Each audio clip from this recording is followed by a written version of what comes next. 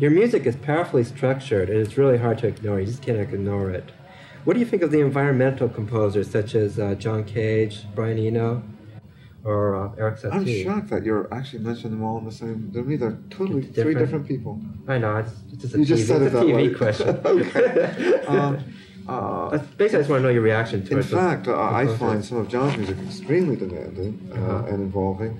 I remember a piece of his called Harpsichord, which I saw in Brooklyn years and years ago, which was almost a total environment of sound and images, and it was like a happening in many ways, what we used to call a happening in those days.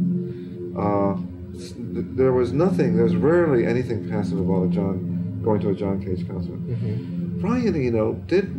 Brian does do things, and he has a whole mode of working which, I think, did he call it, music for airports was like that. Music that was really environmental, that was meant not to be heard. Brian really was working directly out of ideas of Eric Satie's, which of course Brian never pretended that he wasn't. There's a story of Satie who used to write music he called furniture music. He wrote a piece for a cocktail party once, and people came to the party and they stopped and listened to music, and he walked around the room saying, "Converse, converse, converse." He didn't want it to be heard in that way. So there's an oblique connection that way, though Brian is interested in other things as well. On the other hand, John's interest in Satie is very well known. But then again, many American composers, Virgil Thompson is another person who spent a long period of, was very fascinated by Satie, and as was I.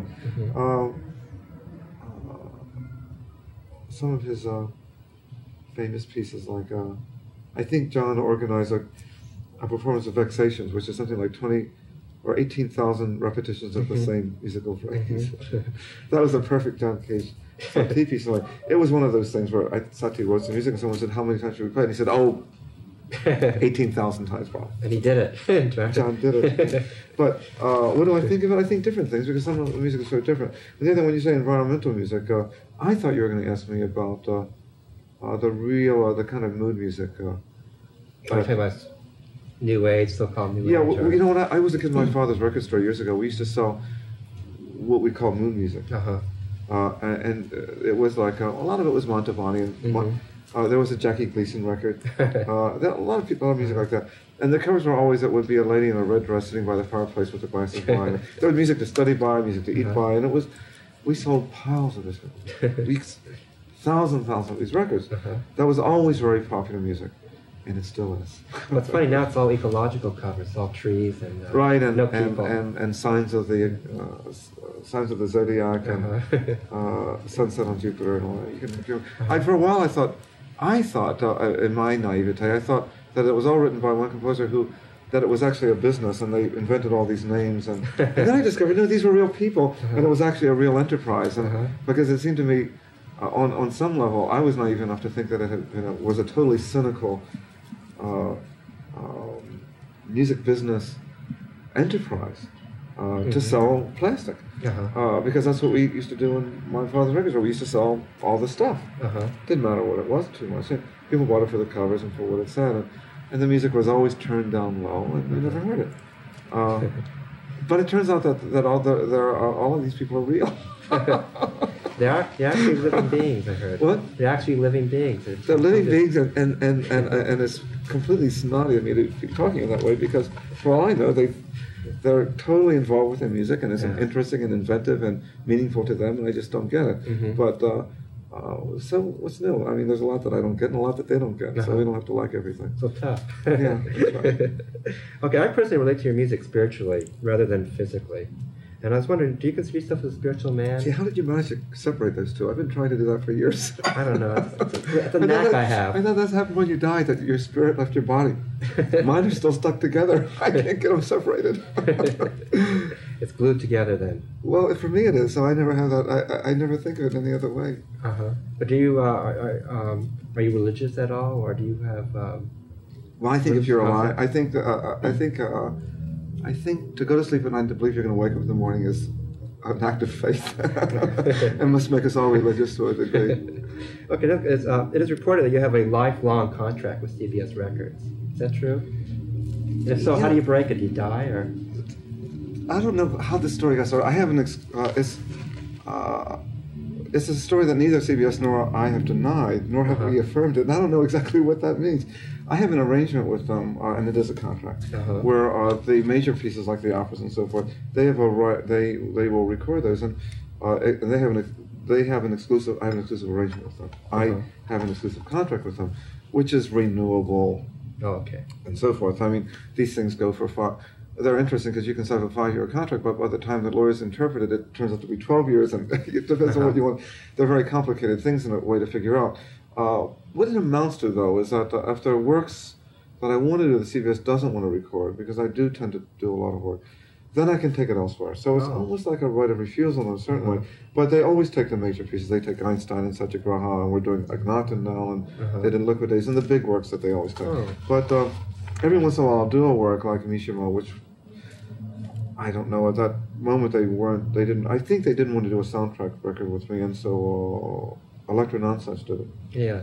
But my primary relationship is with them, and I think we both would like it to be a long-term one, but when you say is it till death do us part, I don't know. I just want to make it sound, that's what it sounds like. I wonder if it... Well, it's funny, neither CBS nor I have gone out of our way to deny that, so it means that we're both thinking, I mean, when I say we, it's because I'm a person and they're a company, so we really can't think together very well. I can talk to people in the company, but I can't talk to the company. Was it the same type of contract that was with Stravinsky and Copeland? Yes. That's what they say, but I never saw their contracts. I don't know what they were.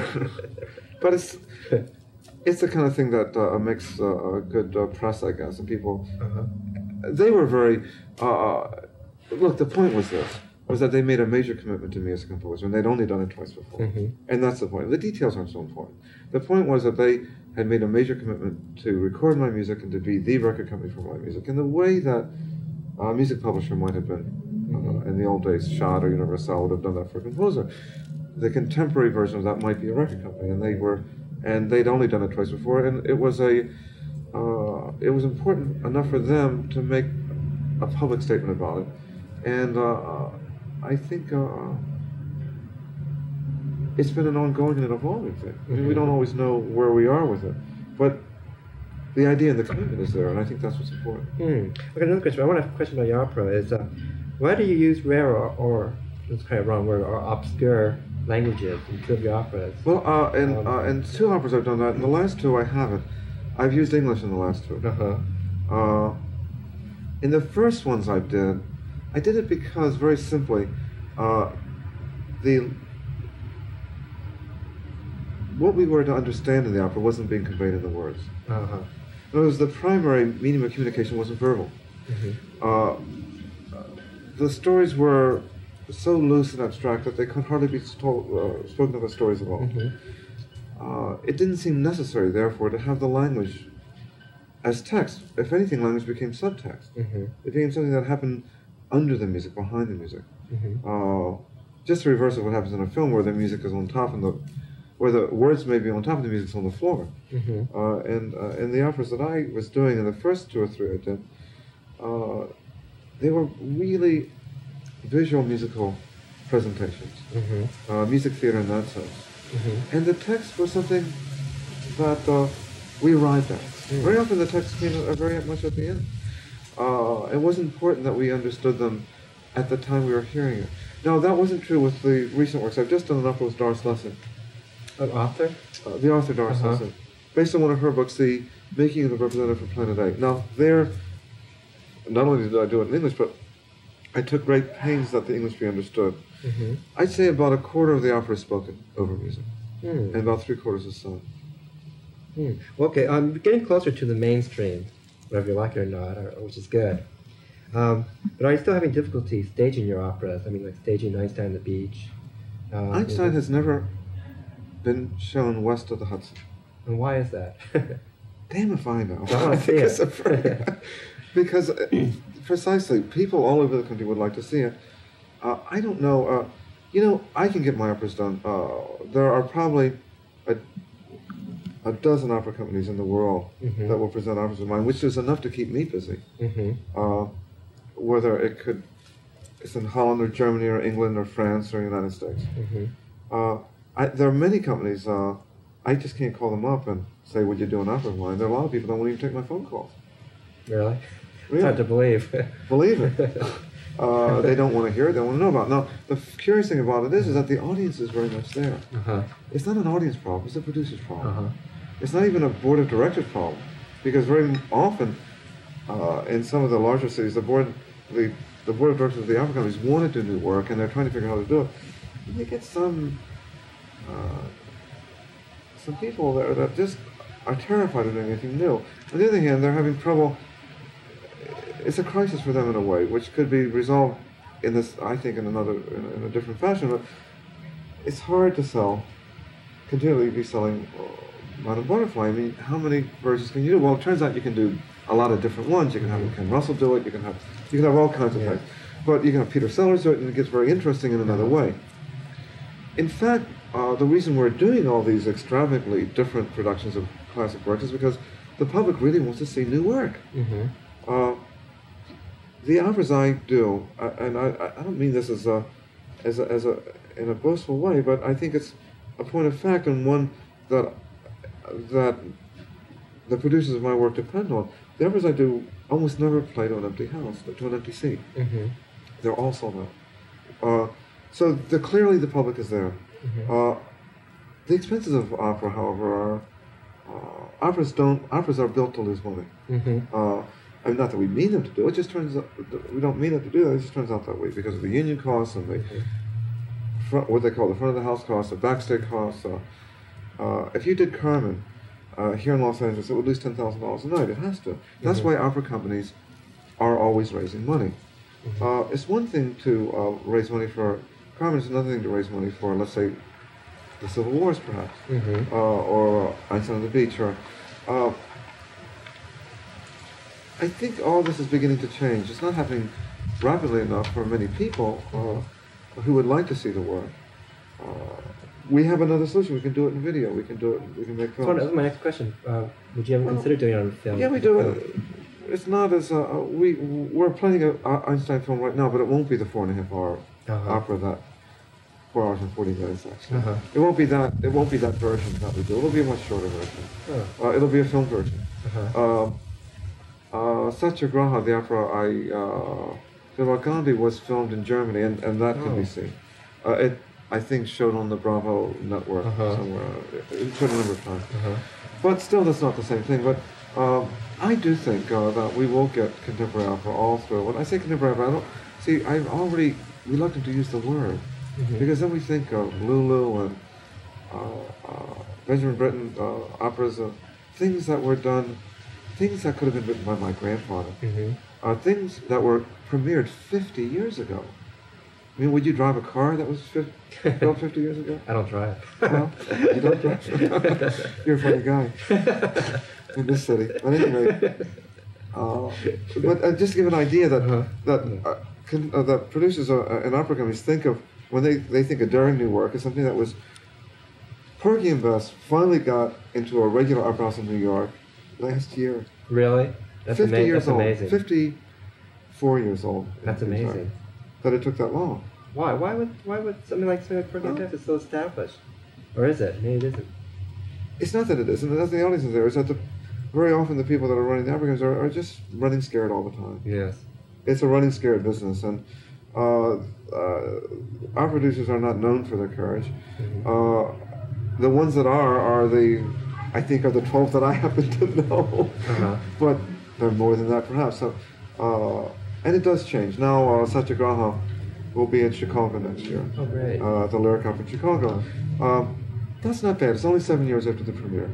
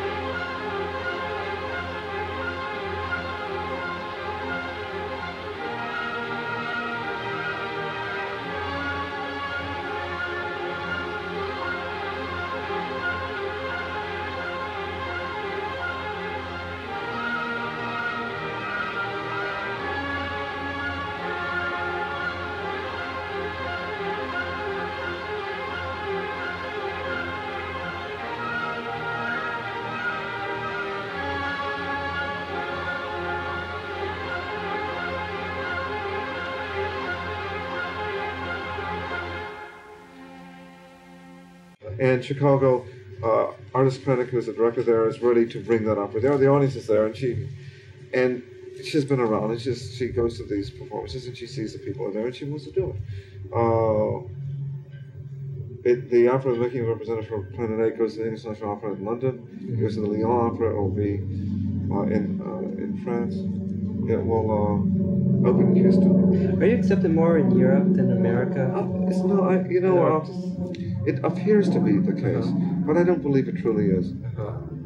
I think the audiences are just as, in fact, maybe more passionately interested here than there. There are less opportunities here in certain ways. As I say, there's been very few of the big pieces of mine that have been done in the West at all. I'm only known here as a concert composer, I think, or a few films. Okay, some people call Songs from Liquid Days a pop album. Do you see it as a pop record? Well, if I were trying to do a pop record, it would have been a great disappointment. We didn't sell 2 million records or hit 1 million records. We sold 200,000 records. I think you have to really put it in context. When we talk about a large audience for me, we're talking about 2,000 or 3,000 people. We're not talking about 20,000 people. I think it's a whole decimal point away. Now, compared to the world of concert music, contemporary music, I have an enormous audience. Compared to the world of Bruce Springsteen, and it's totally different. Well, your next 5 record set might go right up to #1. I can't wait. But I think we tend to lose our perspective on that. That it's just that in the world of concert music that I come out of, we're so surprised to see all those people there that we get kind of carried away with it. I think there's a very large audience for new music and for experimental music, as we're finding out. I don't think we'll ever get into the huge numbers, the mainstream 20,000, 30,000 stadium type concert numbers. We're not going to get there. I think that's not important. I think the fact that that my ensemble can, we draw as well as a group like, say, the Canadian Brass, which does all traditional work. Or I can have the same audiences that, say, Yo-Yo Ma has, or straight ahead classical musicians who play repertory work from the 19th century, and we're talking about new work. So I think the fact that people doing new and experimental work can have that kind of audience is what's really remarkable. I think we can get led astray by these numbers. It's really not so important. On the other hand, I've certainly taken advantage of these ideas in a certain way, these misconceptions, that because it does make people talk about the work and say, this is really popular. Of course, it really isn't, but not in the Michael Jackson sense or the Cyndi Lauper sense or anything like that. But it's interesting and exciting that new music, and not just my music, but other people's music, people working this way, or working in a truly contemporary way, can really think about filling a large auditorium, doing an opera and doing 10 performances. I think that's really important. Well, the Liquid Days project, how did you get the people together? How did you make that selection? Well, it was actually, the easy selection was, we're talking about, there were 2 levels. First of all, the writing. I wanted to get writers to write lyrics for me. I decided to do a song record. Actually, the song record was really a warm-up for the opera with Stars Nesting. I was going to do an opera in English. And I decided to kind of practice with songs in English, because as we've mentioned before, I've done mostly operas using very exotic languages, whether it was Sanskrit or whether it was ancient Egyptian or ancient Hebrew, languages that I understood. So I wanted the practice of writing in English, because I thought if I'm going to be working in a medium where you really had to understand the language, then I'd better think about that in this way. So I thought at first of working with poets, and then I thought I would work with songwriters, because it seemed to me they would know more about singing English to music than anybody else. I'd often been struck by how much more easily I understand the words in a popular song than I do in an opera. Partly, of course, has to do with the range. Popular song writers and singers sing they sing much closer to the conversational range of the voice, not in the very high range where we begin to lose the words. But I thought there might be more to them than that. And I wanted to work with them. So I had known Paul Simon and Suzanne. Suzanne Beck I met. She was the newest one for me. I knew Paul, David, and Laurie for a long time. David, Brennan, Laurie Anderson, Paul Simon. And I mentioned it to Paul. He thought it was an interesting idea and agreed to do it. And the other two did. I'd known them for quite a while. Okay, now this is like the most important question, I think, of the afternoon. Is Al Jolson really your great uncle? Yeah. True.